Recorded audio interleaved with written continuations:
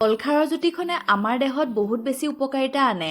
আমি মাজে মাজে খাৰৰ তৰকাৰী ৰান্ধি খাব লাগে। মাটিমাহ, ওলকবি আৰু মাছৰ এই জুতিখন বৰ সোৱাদ লগা হয়। আজি দুপৰীয়াৰ ৰন্ধনত আছিলে, তাকে বোলো আপোনালোকক পৰিৱেশন কৰি দেখাওঁ। মাছখিনিত নিমখ অকণমান সানি ল'লোঁ।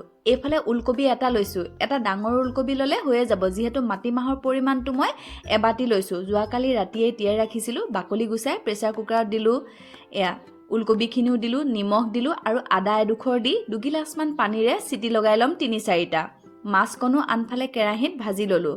এইফালে নহৰু আৰু জলকীয়া লৈছোঁ, খুন্দি ল'লোঁ। তেলৰ পৰিমাণটো চাওকচোন, অকণমান তেল কেৰাহীত গৰম কৰি নহৰু আৰু জলকীয়া দিলোঁ। এতিয়া সিজাই লোৱা মাটিমাহ আৰু ওলকবি দিলোঁ।